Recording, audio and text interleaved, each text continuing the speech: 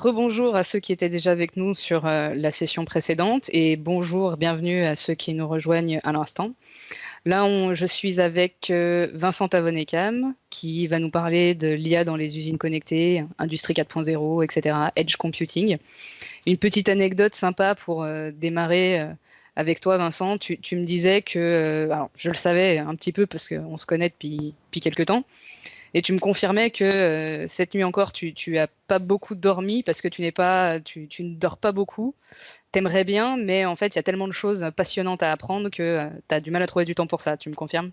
Oui, bonjour à toutes et à tous. Je ne sais pas si vous m'entendez correctement. Effectivement, pas des soucis de sommeil. En fait, je dors très très bien en fait, pour tout vous avouer. Mais c'est que j'ai tellement de choses en tête, que ce soit au niveau privé, professionnel, on a des clients passionnants, des projets à mettre en place, les enfants, le niveau associatif, la partie MVP, que du coup, parfois, il m'arrive de dormir que 1 heure par jour. C'est surtout là, voilà, j'ai été, comment? Surtout, J'ai été, surtout là, je t'ai dit, est-ce que tu n'aurais pas une super session? voilà. Et Donc, voilà, hop. je me suis dit, voilà, je vais annuler mes vacances et puis je viens vous présenter ce que l'on a à faire. Donc, j'espère que ça vous passionnera autant que moi. J'en doute pas. Donc, Allez, voilà, vas-y. la petite anecdote, c'est que justement, j'ai acheté une montre connectée pour me soigner. J'ai offert la même chose à ma femme. Et depuis Noël, en fait, on se fait des challenges pour dormir, entre guillemets, le plus possible. On a du mal puisqu'elle est aussi passionnée que moi. Donc, on y arrive au début, mais le problème, c'est que j'arrive du coup à détecter mon temps de sommeil et à optimiser mon temps de sommeil. Du coup, globalement, je redors peu comme avant. Oui, donc finalement, tu monitores encore plus le Ouais, truc. bah oui, du coup, j'optimise encore plus, c'est horrible. D'accord. Voilà un petit peu. Donc aujourd'hui, je suis là pour vous présenter le sujet de l'intelligence artificielle dans un contexte particulier qui sont les usines connectées. On appelle ça l'industrie 4.0. On va voir les usages et les déploiements possibles en edge computing. Donc voilà, j'attends la régie pour vous présenter et vous partager mon écran. Alors, je pense que ça doit être bon. Tu me donnes un top départ? Go, c'est parti. Alors, la France officiellement a plusieurs années de retard sur l'industrie 4.0. J'étais surpris de lire l'article du gouvernement officiellement sur le site gouvernement.fr. Je vous laisse aller sur l'article en question. Mais globalement, ce qui est étrange, c'est que l'âge moyen des machines en France, c'est d'une bonne vingtaine d'années. En Allemagne, par exemple, à titre de comparaison, on est à une douzaine d'années de moyenne d'âge sur les machines et les robots. Alors, on va essayer de voir aujourd'hui les besoins qui sont nécessaires sur l'industrie 4.0. Pourquoi on parle d'industrie 4.0? Pourquoi en France est-ce que l'on a ce retard? Qu'est-ce qu'apporte l'intelligence artificielle dans un contexte de l'industrie 4.0? On va montrer quelques usages et des limites également de cela. Et je vais zoomer sur un exemple de déploiement d'intelligence artificielle sur le edge computing. Je ne vais pas présenter ce qu'est le edge computing. Toute la journée, on a eu des sessions sur le edge computing et vous en aurez encore tout à l'heure.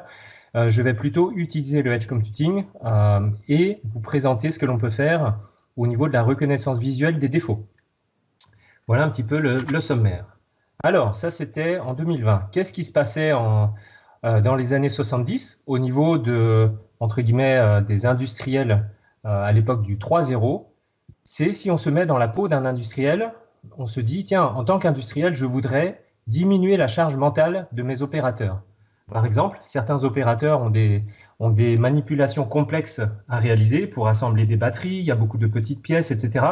Donc, c'est parfois assez stressant pour ces opérateurs-là, puisque par exemple, dans le contexte de crème solaire ou quoi que ce soit, si on se trompe dans les ingrédients, eh bien on risque évidemment de brûler la peau, d'abîmer la peau, d'avoir du cancer, d'une part. D'autre part, c'est un rappel de tous ces produits-là, donc ça coûte cher à l'entreprise, donc c'est une charge mentale conséquente pour les opérateurs. Ce qui veut dire que l'employé et le patron de l'usine souhaiteraient supprimer cette charge mentale si c'est possible. Le deuxième point, c'est supprimer les défauts. Évidemment, on aimerait produire 100% des produits avec une qualité adéquate, c'est-à-dire au maximum. Dans les faits, c'est impossible à faire ça. Donc, il y a le système de Pareto. On essaye de trouver la meilleure combinaison d'ingrédients pour produire le moins de non-conformité possible. Et l'idée serait idéalement de travailler sur toutes les pièces fabriquées ou les objets fabriqués. On aimerait les contrôler en temps réel de façon exhaustive. Et ainsi avoir des actions immédiates dès qu'il y a un problème. Ensuite, le dernier point, en tant qu'industriel, je voudrais bien comprendre les défauts. Donc parfois, il y a des causes multiples de problèmes, et à partir de cette compréhension de défauts, on va avoir des actions à long terme à mettre en œuvre sur cette partie-là. Le but, c'est d'augmenter le taux de productivité, on appelle ça parfois le TRS, taux de rendement synthétique, dans les usines. Alors, qui suis-je? Je suis donc né en 1998 en tant qu'ingénieur en génie mécanique et productique, où en 98, je concevais déjà en 3D des pièces ici, un châssis de camion assez particulier. Je ne vais pas rentrer dans le détail, mais il est beaucoup plus long que la normale et beaucoup plus robuste que la normale pour pouvoir porter des charges de 45 tonnes sur lui. Donc, suite à la création de ce modèle 3D, j'ai fait le suivi en usine de ces 55 camions jusqu'à la production et la sortie de ces camions-là. En 2020, je suis responsable de la stratégie Smart Factory au sein du groupe Viseo. J'ai eu l'occasion de présenter à MS Experience différents sujets liés à l'IoT Edge et au cloud computing, voilà, en récupérant quelques médailles pour le groupe.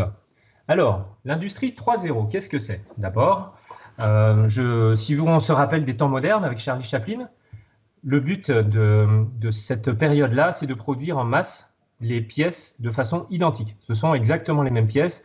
Charlie, il est là toute la journée, il tourne des vis, il ne sait pas pourquoi il tourne ça. Son collègue, de la même façon, il produit des pièces et il visse toute la journée. Donc l'avantage de ça, c'est que d'un point de vue connaissance, on n'a pas besoin d'avoir à assembler des pièces très sophistiquées. Bon, ça rend un peu bête, hein, on le voit justement dans les temps modernes. Mais le gros intérêt, c'est qu'une fois que l'on a produit, par exemple, des voitures en série, quand un bout de la voiture est endommagé, c'est très facile de trouver une pièce de rechange et de la remplacer. Donc, n'importe quel réparateur de voiture peut prendre une autre pièce et la remplacer. Le problème aujourd'hui avec les Smart Factory, c'est que on parle souvent de Smart Factory, mais en fait, lorsque l'on arrive à l'industrie 4.0, on peut imaginer également des chaussures ou alors des pizzas.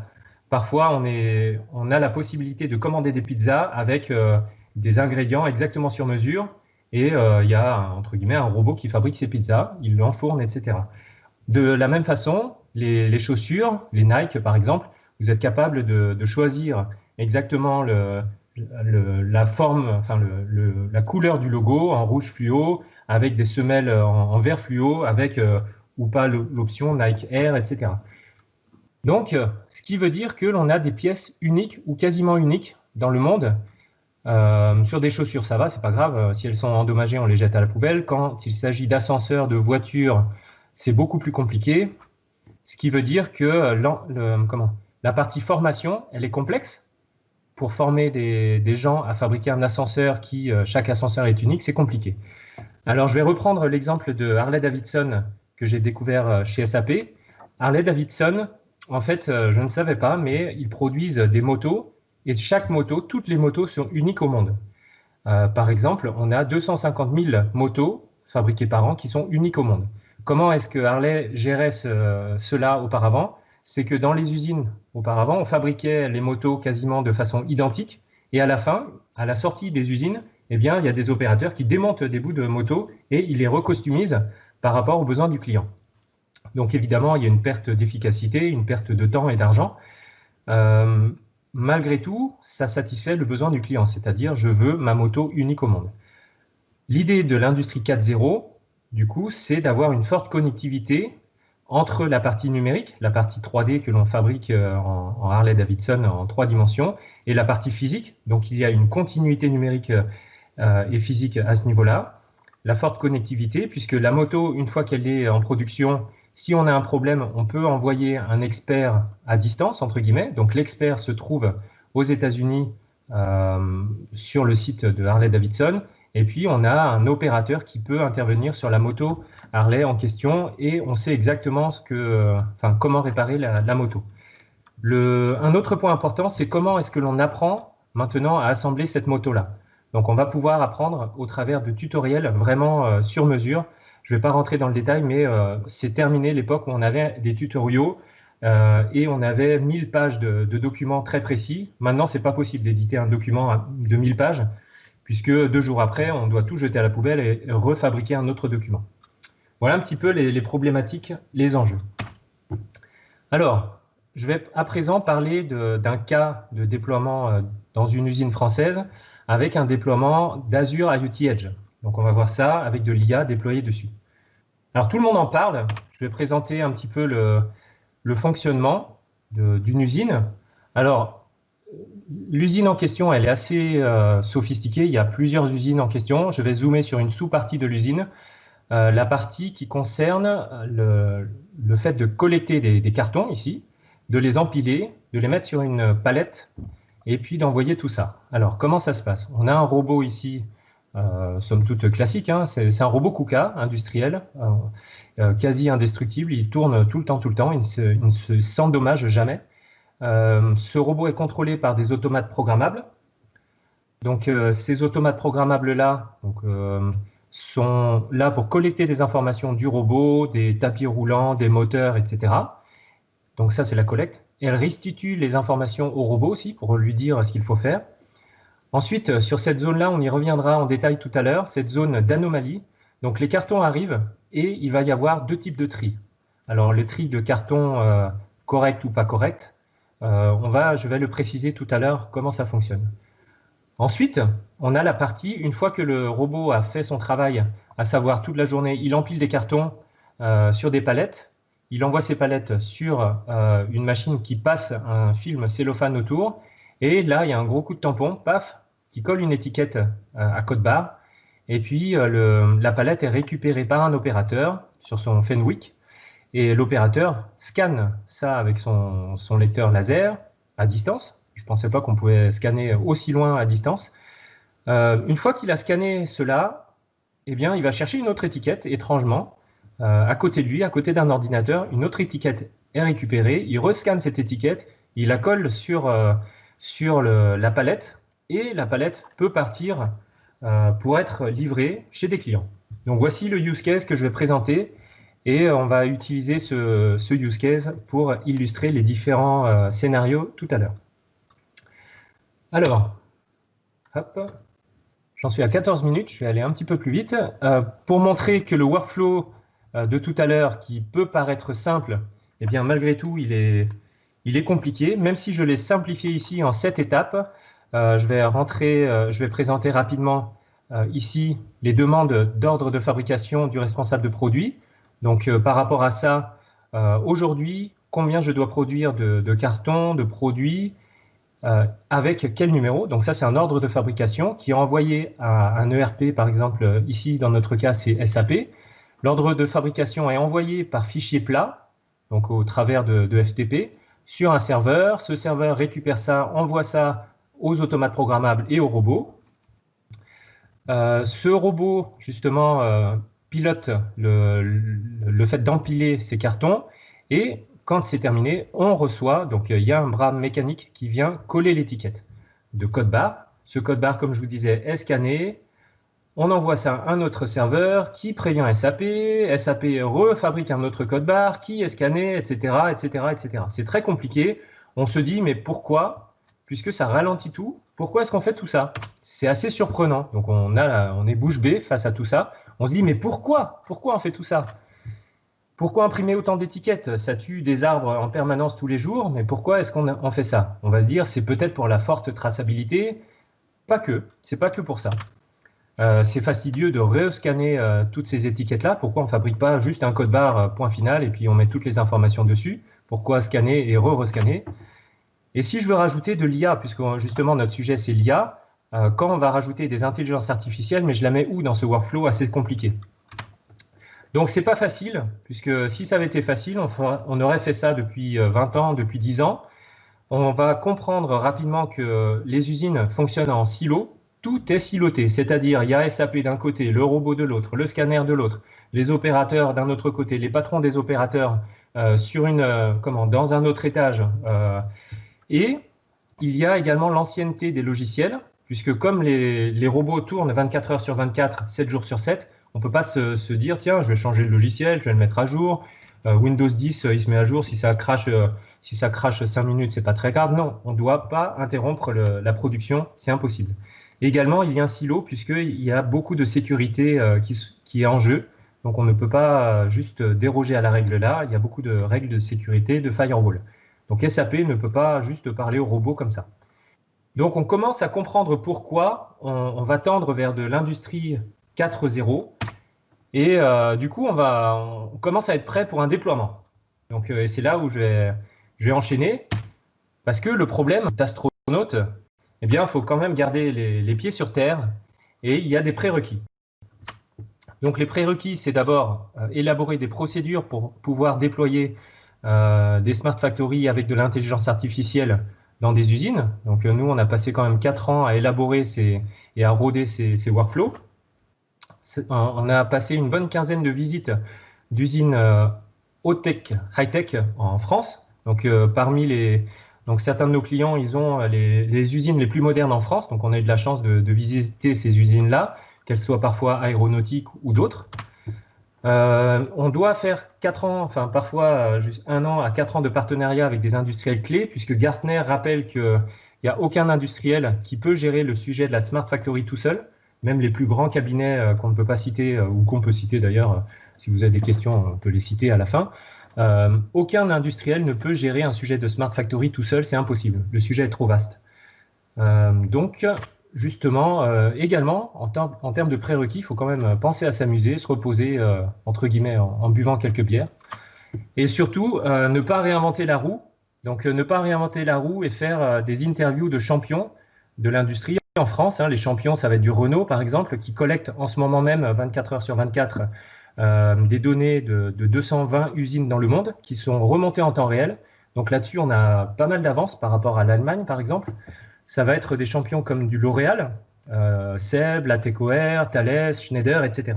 Donc, il faut aller les voir et comprendre au travers de plusieurs heures de discussion, à la fois technique, à la fois stratégique, ce qu'il en est. Donc, on en vient justement à un concentré d'informations que je vais vous partager ici. Hop. Ça paraît facile en apparence, puisqu'on n'a que quelques robots, des boutons, des ordinateurs, on a SAP, etc. On se dit, mais pourquoi on n'a pas mis en place la Smart Factory, l'industrie 4.0 depuis quelques années? Je vais expliquer ça en 5 étapes. Donc d'abord, il y a la partie robot. On collecte les informations de ce robot ou de ces robots, parce qu'on peut avoir plusieurs centaines d'équipements ou des milliers d'équipements. Donc il faut un agrégateur. Ces agrégateurs envoient les informations dans une gateway, qui ici, et c'est là où on parle d'Azure IoT Edge, de Edge Computing. Le Edge Computing se déroule dans cette zone-là, où on va déployer de l'intelligence artificielle, par exemple, on va le voir tout à l'heure, et les conclusions de ces calculs vont être envoyées dans le cloud. Ce qui veut dire qu'on peut avoir à tout moment une cassure ici. Par exemple, nos clients dans l'aéronautique ne sont pas tout le temps connectés sur Internet, ou des centrales nucléaires, par exemple. Ce n'est pas une usine, mais ça ressemble à une usine. On travaille en autonomie, en autarcie ici, sans Internet, sans connectivité au cloud. Donc, ça veut dire qu'on a comme un mini cloud ici qui tourne, qui doit fonctionner sans Azure, par exemple. Donc, si on rentre un petit peu plus dans la technique, sur la partie Azure, on va retrouver des composants que l'on connaît, mais c'est surtout ici, je voulais zoomer sur les consommateurs. Les consommateurs, c'est qui utilise ces informations, parce que le but, c'est quand même d'utiliser ces informations-là. Ça va être des ERP comme SAP, du Dynamics 365, Salesforce, Twilio, les textos, les emails, les téléphones portables, les pages web, la partie des lunettes connectées, du Power BI, etc. On va retrouver l'intelligence artificielle ici, à ce niveau-là, sur les téléphones portables, sur la partie des lunettes connectées, de l'intelligence artificielle ici dans le cloud Azure, qui peut être, ne pas être Azure d'ailleurs, il peut être Amazon ou d'autres.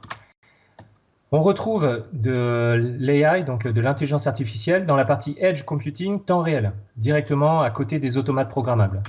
Et enfin, c'est là où je vais zoomer, je vais travailler sur cette partie-là en vous présentant cette partie de Edge Computing avec de l'intelligence artificielle, par exemple sur des modules Python que je vais détailler. Ici, on retrouve de la petite baleine bleue de Docker.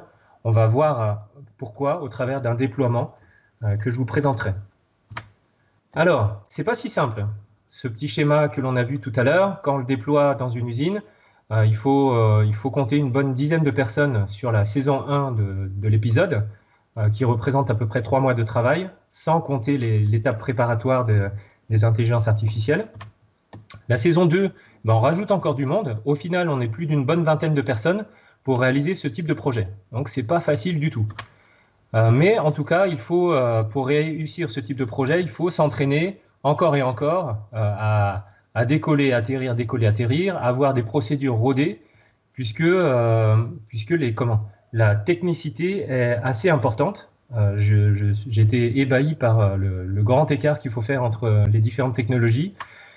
Et pourquoi? Parce qu'on travaille en temps réel. On va comprendre pourquoi maintenant au travers d'un exemple d'une intelligence artificielle qui se trouve dans la partie caméra. Donc tout à l'heure, dans la session précédente, on a vu un usage d'intelligence artificielle avec des caméras.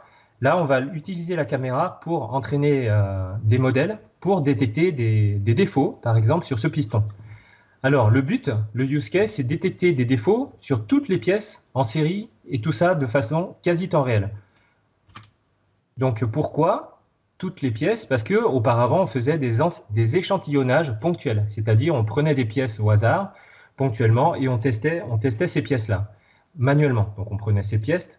Parfois, c'est automatisé ou semi-automatisé, mais en tout cas, c'est unitaire. On prend ces pièces ponctuellement et on les teste à la main, via des machines, alors que d'un côté, on produit de façon automatisée toutes ces pièces. D'un côté, on a la matière brute qui rentre, ça rentre dans la machine, on ressort des pièces toutes faites. Dans l'aéronautique, c'est pareil. On a un bloc d'aluminium énorme, on rentre tout ça dans la machine, il y a énormément de machines industrielles de CNC qui tournent, et le bloc ressort usiné. Donc, je rappelle le mécanisme. D'un côté, on a un flux très très rapide, et de l'autre côté, la partie qualité est un flux lent, ce qui est incompatible pour détecter 100% des choses. Alors, ce que l'on souhaite faire, c'est par exemple mettre en place des analyses d'intelligence artificielle basées sur une classification d'un modèle idéal. C'est quoi un modèle idéal? C'est, par exemple, vous voyez ici, on retrouve entre guillemets, des copier-coller de pistons. Et ben, un modèle idéal, ça serait, si je zoome sur cette partie ici, que je surligne en rouge, je vais essayer de voir la différence entre cette pièce-là et avec celle qui va arriver juste après.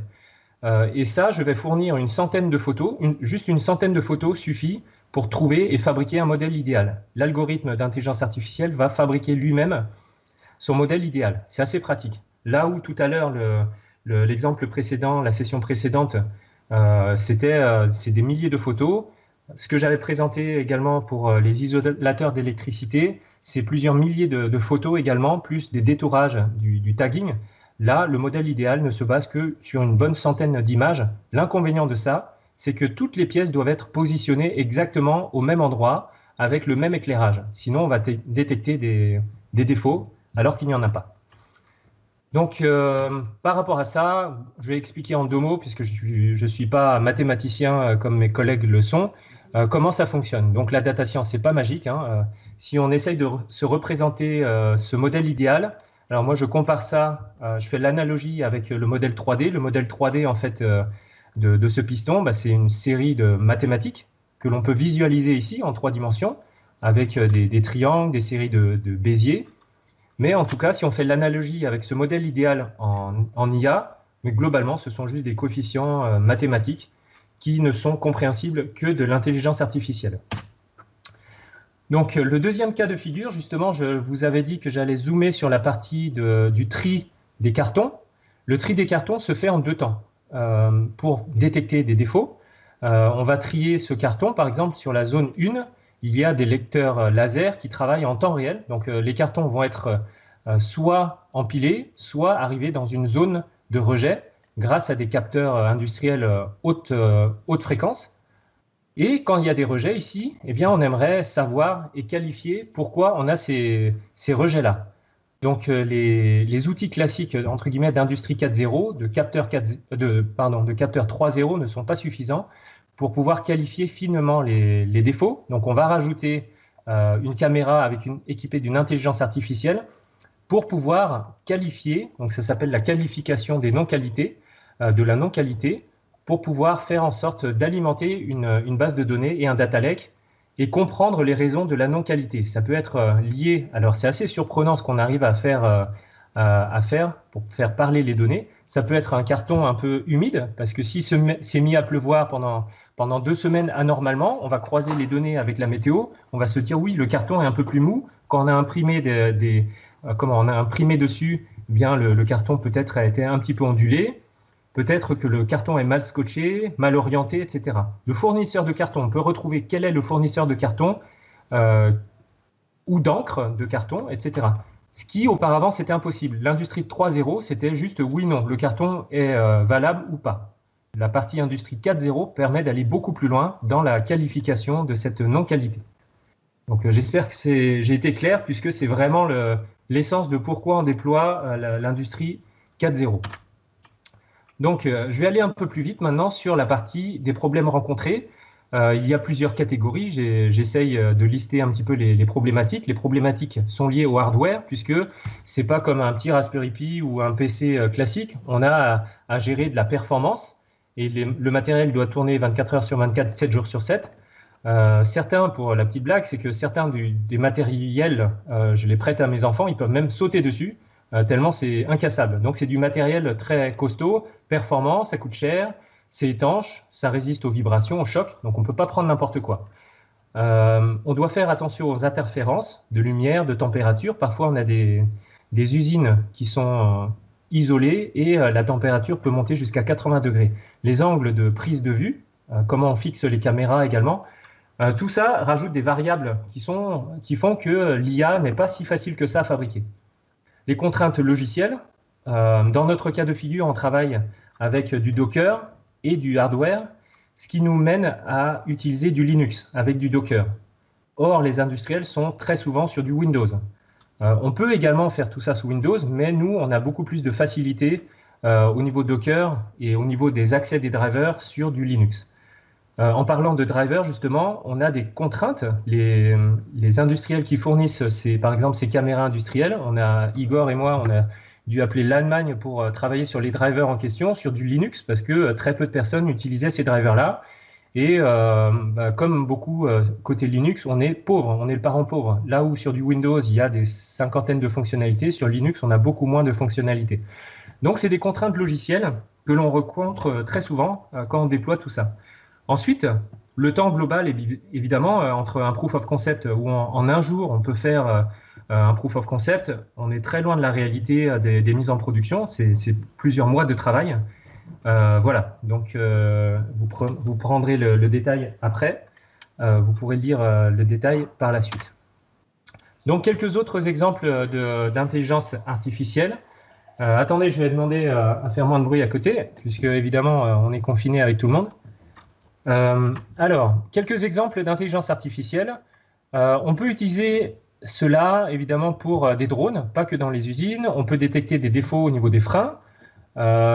Également sur le bien-être des salariés, des ouvriers, si on a bien porté le casque, si on a le dos positionné correctement. Pour la TechOR, on avait déployé des intelligences artificielles côté Edge, c'est-à-dire dans les avions, on embarque des intelligences artificielles pour pouvoir faire des prédictions ou des calculs ou des détections ou des comptages de nombre de personnes. C'est ce que l'on avait présenté au Salon du Bourget en 2019. Il n'y a pas que la partie computer vision, il y a également le son. Donc au niveau des usines, on travaille également au niveau du son qui permet de vérifier la qualité du produit via différents tests sonores. Voilà. LPG également, on a travaillé sur une intelligence qui est ni visuelle ni sonore, mais directement déployée côté Edge dans dans ce petit robot, entre guillemets.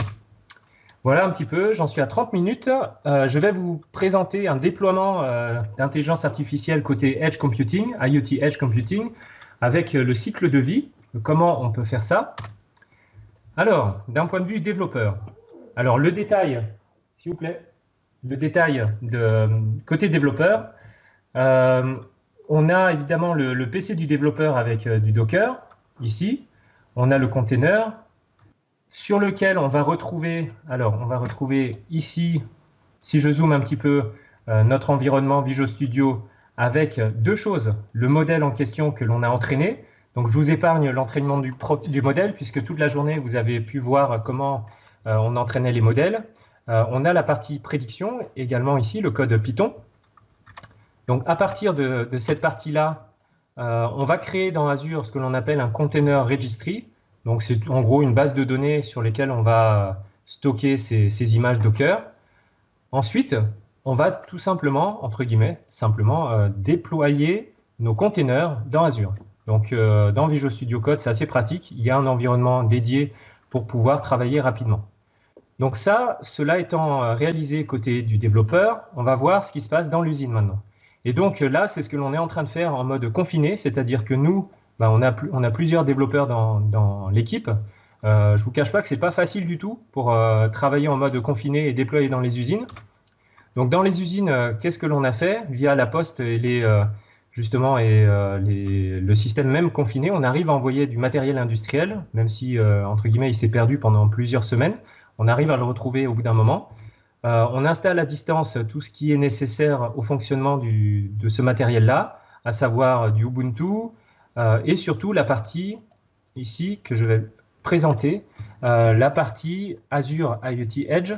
Donc on va retrouver la partie Device Provisioning. Ça permet de faire en sorte que ce boîtier-là, cette boîte industrielle, puisse se connecter. Alors j'ai coupé la clé exprès pour pas que vous la voyez.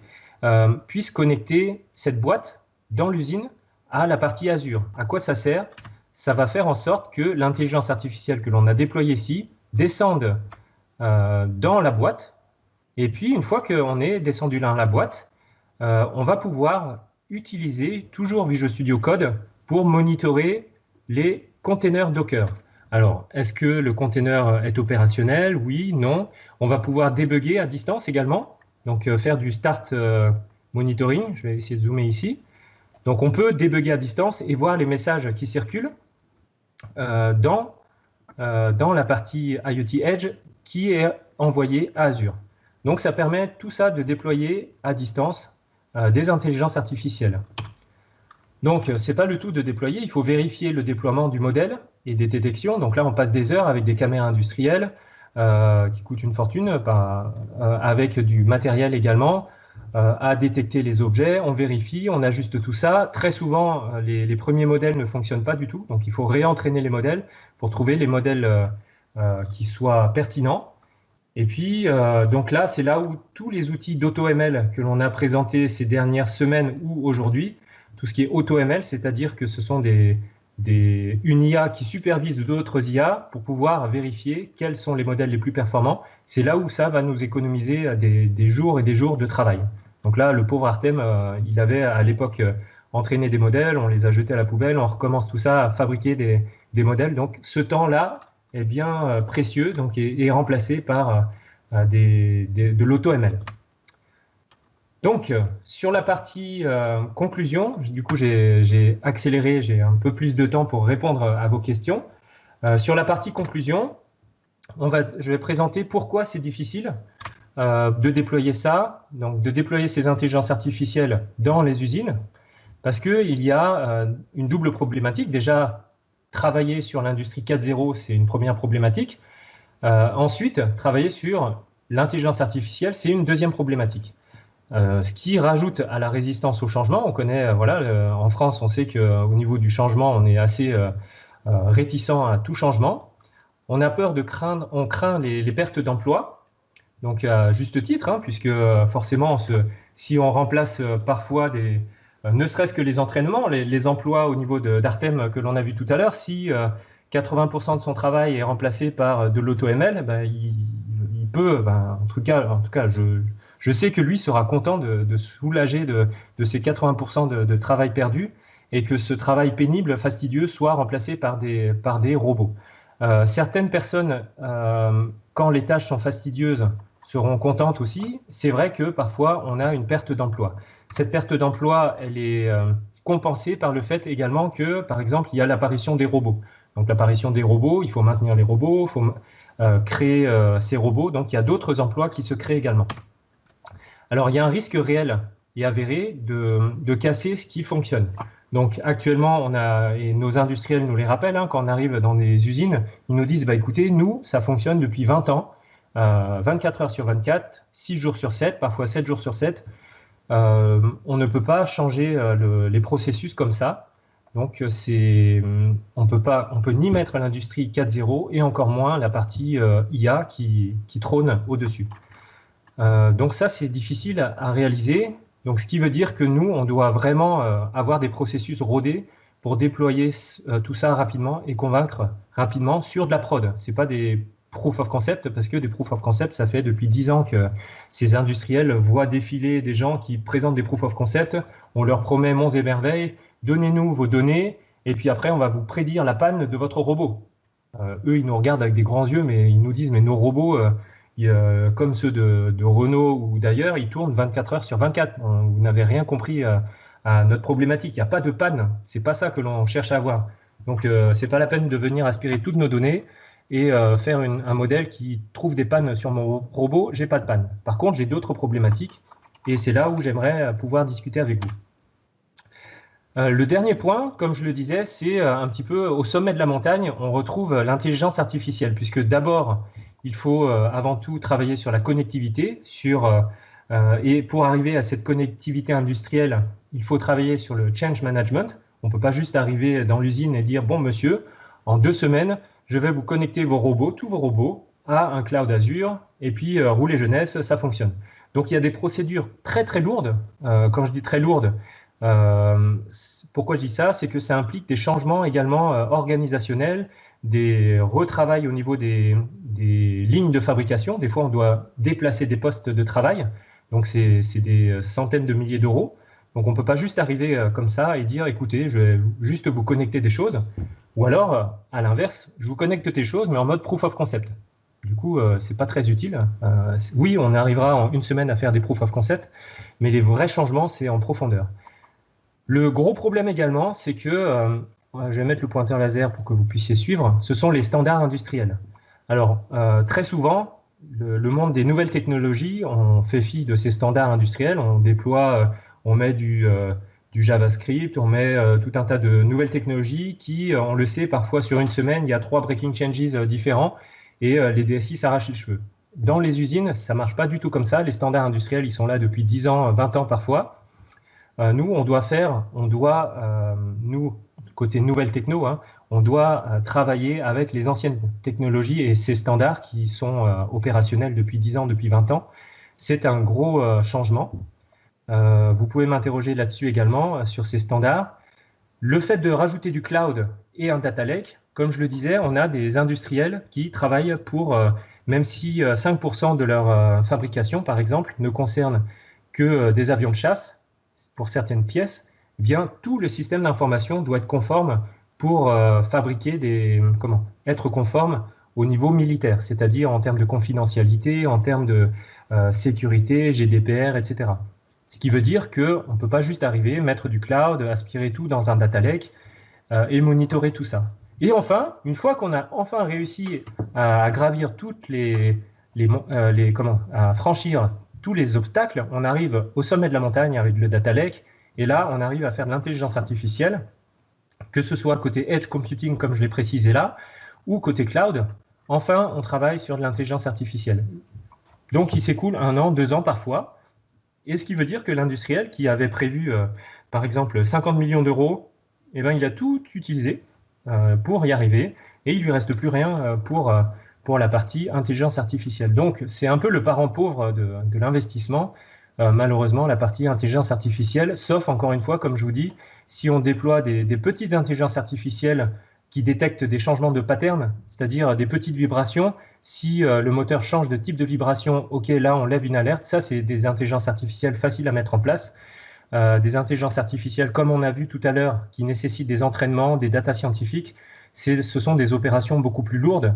Ça nécessite un cycle de vie de gestion du cycle de vie de l'intelligence artificielle et de déploiement beaucoup plus sophistiqué que ça. Voilà un petit peu la conclusion de tout ça. Et en fait, on parle beaucoup d'usines, mais en fait, si on reprend l'architecture et que l'on remplace l'usine par une ferme, eh bien, on arrive à ce qu'a proposé Microsoft, c'est l'offre FarmBeat.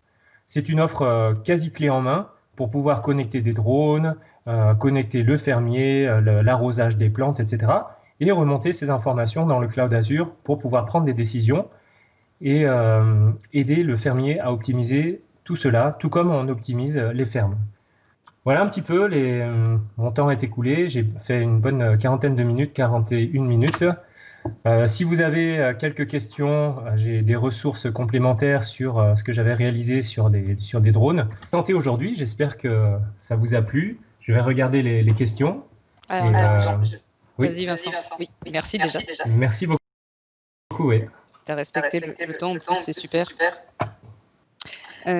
Pour les questions, tu peux me laisser faire, je vais te les lire. Oui, super. Je m'entends en écho, donc je ne sais pas si c'est parce que tu as mis le son sur YouTube. Alors, non, je n'ai pas de son. Mais... Okay. Non, mais là, c'est bon. Impeccable. Donc, je te lis les questions. Comme ça, c'est plus confortable pour toi, puis tu peux faire appel à ta créativité et à tes connaissances pour répondre. Alors, là, déjà, dans un premier temps, globalement, les feedbacks sont très bons sur le chat. On est tous OK pour dire que c'est un sujet qui est super intéressant et tout à fait d'actualité. Donc, c'est top que tu aies partagé tout ça avec nous. Une première qui demandait si il était prévu dans certains projets ou si toi, tu avais prévu avec tes équipes de rajouter de la réalité augmentée avec HoloLens, par exemple. Oui, alors justement, je l'ai prévu et on le fait. Par contre, je vais vous dire le décalage entre ce qu'on prévoit, le wow, l'effet wow. Donc là, les HoloLens à ce niveau-là. Globalement et statistiquement parlant, je me suis basé sur des statistiques d'industriels. Tout ce qui est HoloLens, c'est très très rare que ce soit déployé dans les usines. Parce que même si la version 2 est plus légère, on voit un peu mieux, etc. Imaginez, ne serait-ce que là, on est en mode confiné, on a juste 2 écouteurs qui sont assez légers. Imaginez-vous avoir des HoloLens toute la journée par des opérateurs, c'est pas possible. C'est beau pendant 1 heure, 2 heures, oui, mais on peut pas supporter ce casque toute la journée.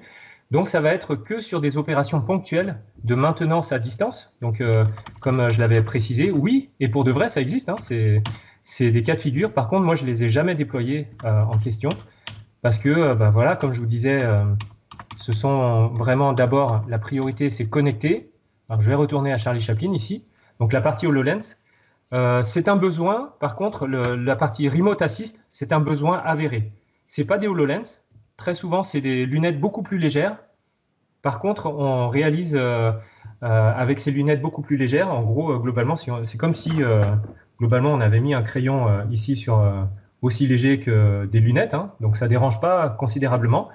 Et ce crayon, il filme ce que vous voyez, ce qui permet à l'opérateur à distance, l'expert, de pouvoir piloter ce que l'on fait.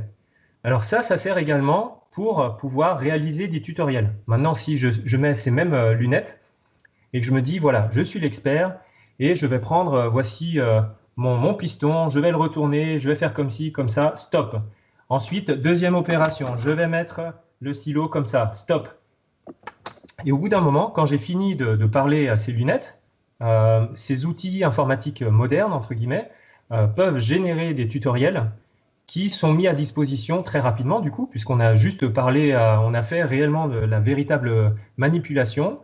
On a déployé pour de vrai notre savoir-faire, on a enregistré tout ça, et ce savoir-faire est transmis en direct aux différentes personnes, aux ingénieurs ou aux différents opérateurs. Donc, l'apprentissage se fait différemment, le dépannage à distance se fait différemment avec des HoloLens ou avec des tablettes, et la fabrication des tutoriels se font différemment aussi.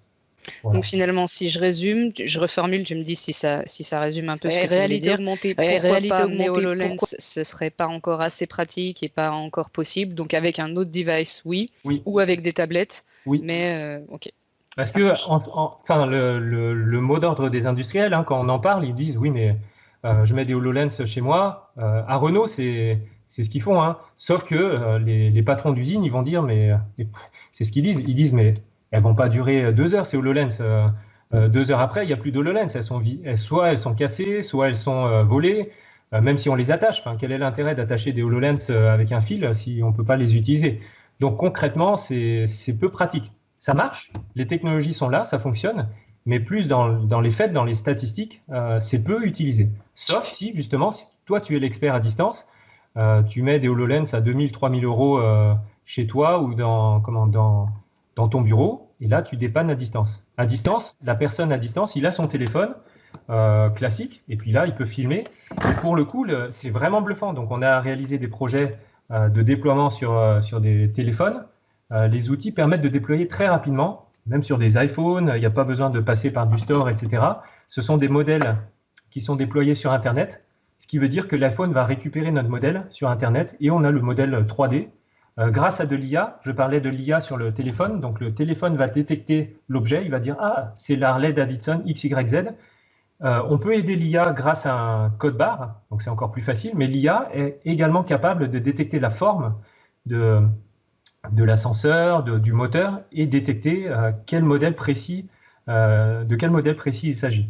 Donc il y a déjà beaucoup de choses qui sont faites à ce niveau-là, mais pas que sur les HoloLens, en tout cas. Ce que j'entends aussi dans ce que tu dis, c'est qu'il y a une réelle réalité terrain dont il est indispensable de tenir compte dans ce genre de projet. C'est ça. Et en parlant justement de ça, ça m'amène à une autre question qui a été posée au sujet de tout ce qui était normes sécurité et particulièrement de la norme et des contraintes ATEX. Oui. Est-ce que tu as été donc confronté à ces contraintes? Est-ce que ça a été impactant pour le projet? Et en gros, est-ce que tu pourrais nous en parler un petit peu? Alors, ATEX, je ne sais pas. On est toute une équipe à gérer. Par exemple, dans le médical, on a également énormément de contraintes dans le médical. On a sur chaque projet des spécialistes de normes différents. Je ne sais pas si tu as pu regarder ce qu'était la norme en question.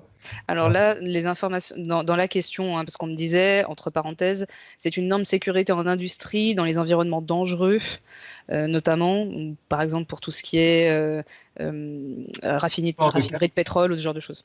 Ok. Donc, par exemple, je vais transposer à ce que je connais, hein. Par exemple, si on doit porter le casque, mettre des bouchons d'oreille, avoir quelques procédures en environnement dangereux, par exemple, avoir son badge pour pouvoir accéder à tel environnement. Donc, on va travailler là-dessus. Surtout en ce moment, entre guillemets, c'est la mode, mais c'est surtout très pratique, comme je l'ai présenté, avec de la computer vision. Donc, au travers d'une caméra. Donc, il faut trouver où est-ce qu'on positionne cette caméra, ou ces caméras, puisque est-ce qu'on va mettre juste une caméra ou 6 caméras au travers d'un portail? Il faut fabriquer un portail, les gens passent dans ce portail-là, se font scanner, un peu comme à l'aéroport. Et puis, on entre dans cette zone hostile et on croise les informations avec de l'IoT au niveau de la température, des détecteurs de gaz dangereux, etc. Donc oui, on travaille également sur cette partie-là. Je ne connaissais pas le nom de toutes les normes possibles et imaginables. Par contre, les problématiques sont semblables à ce que je connais. Donc on travaille là-dessus et la solution la plus simple, c'est effectivement du edge computing. Donc du edge computing, et très souvent on nous demande du edge computing sans cloud du tout. Ce qui nous complique la vie, surtout en mode confiné, c'est-à-dire sans cloud, sans Internet, rien. Donc on pilote, on appelle le client, et pour de vrai, hein, c'est avec du WhatsApp. Donc le client, il est là en mode confiné avec son WhatsApp, il nous filme ce qu'il fait. On pilote à distance le clavier, alors sur du Linux, sachant qu'il a passé toute sa vie sur du Windows. Même à ouvrir un éditeur nano ou VI, c'est juste l'horreur. Il n'y a pas de copier-coller, c'est vraiment très très très long à déployer. Donc on travaille dans un mode industriel. Tout est différent. Enfin, il faut vraiment, on a des repères différents. C'est pas juste un copier-coller. Parfois, il n'y a même pas de copier-coller. Il n'y a pas de navigateur web, puisque si on est sur du Linux sans IHM, eh ben, on peut même pas ouvrir certaines des options de Microsoft. Ouvre un navigateur web sur lequel on copie-colle la clé pour pouvoir se loguer, faire du single sign-on, on n'a pas accès à tout ça. Donc il faut savoir que le cycle de vie est largement plus long sur un environnement industriel, sans parler des normes industrielles, à savoir que le premier matériel que l'on va utiliser, peut-être que, je vais citer un exemple précis, on avait pris des caméras industrielles qui se basaient sur des prises USB, parce que c'était plus pratique à brancher, sauf que ces prises USB généraient des interférences. Donc cette fréquence d'USB générait des interférences. Donc soit on modifie le matériel qui est autour, hein, par exemple un moteur, on rajoute un shield, donc un IMC, donc une protection donc qui absorbe les ondes électromagnétiques. Comme ça, la caméra est protégée, soit on change de caméra. Donc voilà, ça implique vraiment des choses. On ne peut pas juste arriver avec la petite webcam de 50 € de Carrefour et dire « Tiens, regardez mon proof of concept, je vous ai reconnu votre objet, il y a un défaut à tel endroit. » Donc non, c'est vraiment une investigation conséquente et des fois on arrive à des cul-de-sac, c'est-à-dire malheureusement, monsieur le client, et on ne peut pas garantir, c'est comme une enquête, des fois on trouve le meurtrier, des fois on ne le trouve pas, et des fois malheureusement on ne sait pas du tout. Et donc on arrive à un cul-de-sac. Malheureusement, le client, il a payé pour rien. Nous, on a également investi de notre côté, puisque voilà, on peut pas. Enfin, voilà, quand on dit monsieur le client, on ne peut pas juste débarquer à 20 personnes dans l'usine et dire écoutez, on va vous déployer la Smart Factory, il y a 20 personnes, pouvez-vous les payer s'il vous plaît? Donc là, c'est pas possible. Ouais, je comprends bien. Merci pour tous ces détails et toutes ces infos. Il reste 3 questions dans le chat. Je te propose que tu y répondes par écrit directement dans le chat YouTube, parce que là, il faut qu'on enchaîne avec les suivants. Super. Mais merci beaucoup, c'est vraiment top et c'est super clair et tu es toujours super passionné, enfin, tu es toujours aussi passionné, c'est toujours passionnant de t'écouter, en tout cas. Personnellement, moi j'adore. Merci de m'avoir sélectionné. Et puis, avec grand plaisir, merci encore. Et puis à tout de suite sur le chat YouTube. Pour la suite. C'est ça. Pour les participants, on fait une courte pause. On se retrouve à 17h pile. On va rentrer dans les détails, un peu plus dans les détails techniques de AI on Edge et de Edge Computing avec Jean-Pierre et Jonathan. Voilà, à tout de suite.